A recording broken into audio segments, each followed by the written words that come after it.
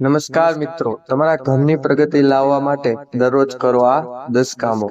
ઘણી વખત ઘણા પ્રયત્નો કરવા છતાં પણ ઘરમાં સમૃદ્ધિ નથી આવતી.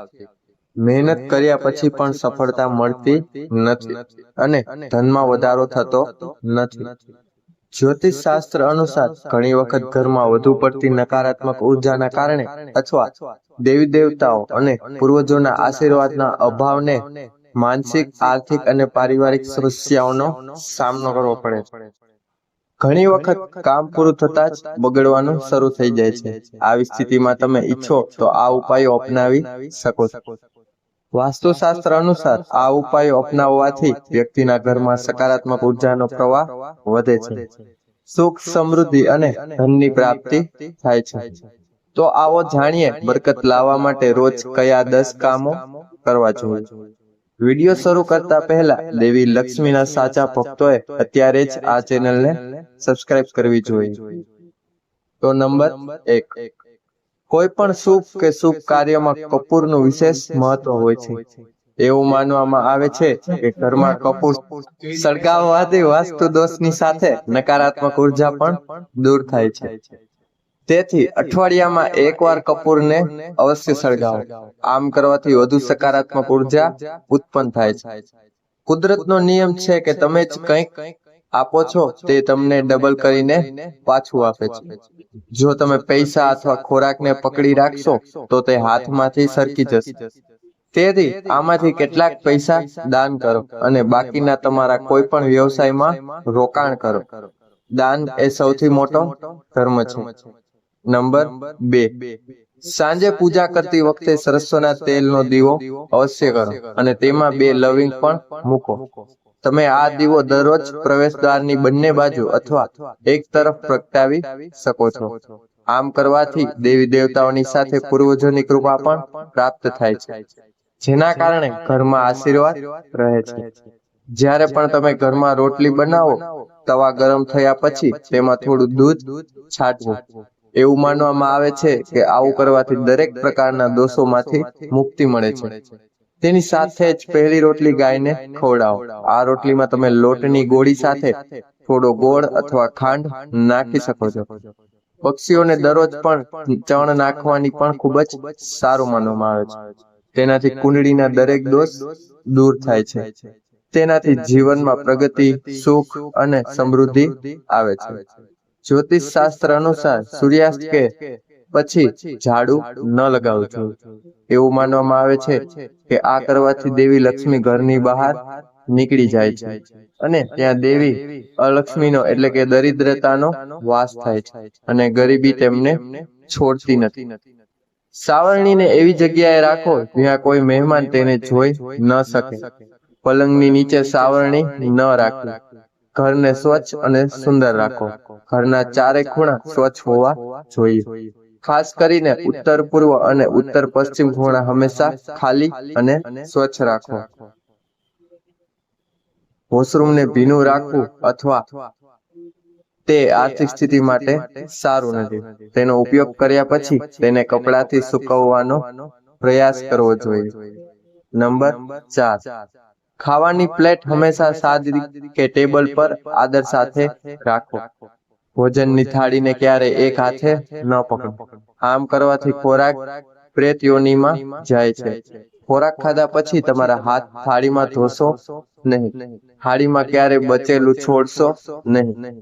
ભોજન કર્યા પછી પ્લેટને કિચન સ્ટેન્ડ, પલંગ કે ટેબલની નીચે ક્યારેય ન રાખો. ભોજન કરતા પહેલા ભગવાનનું આહ્વાન અવશ્ય કરો.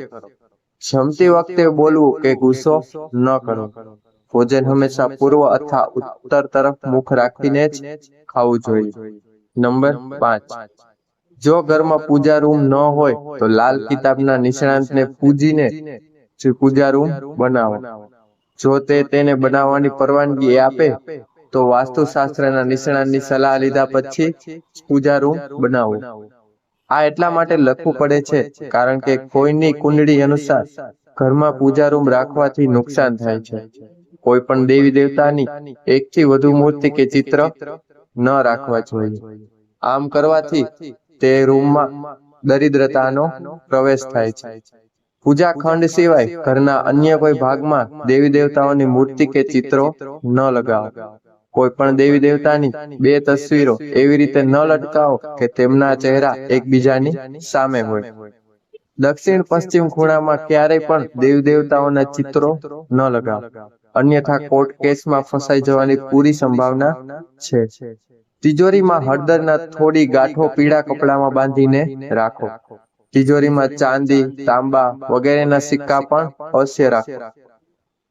થોડા ચોખા પીળા કરો અને તેને તિજોરીમાં રાખો. તમે તિજોરીમાં પરફ્યુમની બોટલ, ચંદનની વાત અથવા અગરબત્તીનું પેકેટ પણ રાખી શકો છો, જેના કારણે તેમાં સુગંધ જળવાઈ રહેશે.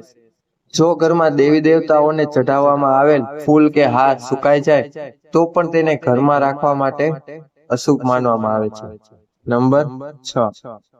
દેવી લક્ષ્મી અને કુબેર દેવની કૃપા મેળવવા માટે તમારી તિજોરી અથવા પર્સમાં 3 સિક્કા રાખો. તમે તમારા ઘરના મંદિરમાં લાલ રિબિનથી બાંધેલા 3 સિક્કા પણ લટકાવી શકો છો.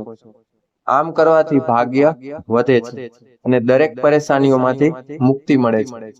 વાસ્તુશાસ્ત્રમાં માછલીની ચાંદીની પ્રતિમા બનાવીને ઘરમાં રાખવી ખૂબ જ શુભ માનવામાં આવે છે. તેનાથી સુખ, સમૃદ્ધિ, સંપત્તિ અને સારું સ્વાસ્થ્ય મળે છે. ઘરમાં માછલીની ચાંદીની મૂર્તિ રાખવાથી ઘરમાં સુખ શાંતિ આવે છે. નંબર 7. ઘરમાં વસ્તુઓને વાસ્તુ પ્રમાણે રાખીને દરરોજ હરિપૂજા કરો અને ઘરને સાફ સુથરું રાખો. ઘરની બહાર સ્વસ્તિક બનાવો અને તેમાં કુમકુમ અને હળદર નાખો અને તેના દીવાથી આરતી કરો. આ સાથે દરરોજ સવારે અને સાંજે કપૂર સળગાવો અને ઘરના વાતાવરણને સુગંધિત બનાવો. જે લોકો દરરોજ દેહરીની પૂજા કરે છે તેમના ઘરમાં લક્ષ્મીનો વાસ હોય છે. શનિવારના દિવસે જ પીપળનો સ્પર્શ કરવો જોઈએ. શનિવારે પીપળના ઝાડને સ્ટીલ અથવા ચાંદીના વાસણમાં કાળા તલ, કાચું દૂધ, ગંગાજળ, મધ અને ગોળ અર્પિત કરો. અને જો તમે દર શનિવારે આમ કરતા રહો તો ધીરે ધીરે દુર્ભાગ્ય દૂર થઈ જશે. પીપળના ઝાડના મૂળમાં તેલનો દીવો પ્રગટાવો, પછી ઘરે પાછા આવો અને પાછું વળીને જોવું નહીં. આનાથી તમારા આર્થિક લાભની સાથે સાથે દરેક ખરાબ કામ પણ દૂર થઈ જશે. નંબર 9. સંધ્યા કાળમાં નકારાત્મક શક્તિઓના વર્ચસ્વને કારણે આ સમયગાળા દરમિયાન આ વસ્તુઓ વર્જિત છે. સૂવું, ખાવું, પીવું, ગાળો આપવી, ઝઘડો કરવો, અસત્ય બોલવું, ક્રોધ કરવો, પ્રવાસમાં જવું, સમ ખાવા, ધન લેવું કે આપવું, રડવું, વેદ મંત્રનો પાઠ કરો, શુભ કાર્ય કરવું, આશીર્વાદ આપવો, આ બધાથી દૂર જાઓ. સાથે જ વ્યક્તિ અનેક પ્રકારની પરેશાનીઓનો સામનો કરીને ઘરે જાય છે. જ્યાં દારૂનું સેવન, મહિલાઓનું અપમાન, વેરવાળું ભોજન અને અનૈતિક કૃત્યોને મહત્વ આપવામાં આવે છે. નંબર 10. ઘરની સ્ત્રીઓનું સન્માન કરો. જો શર્ટ કે પેન્ટનું ખિસ્સું ફાટ્યું હોય તો તેને ઠીક કરો. પગ દક્ષિણ તરફ રાખીને ન સૂવો. પેન્ટના પાછળના ખિસ્સામાં પાકીટ કે પૈસા ન રાખો. કોઈ પણ પ્રકારનો નશો ન કરો. સતત જૂઠું બોલવાથી માતા લક્ષ્મીના આશીર્વાદ ક્યારેય મળતા નથી.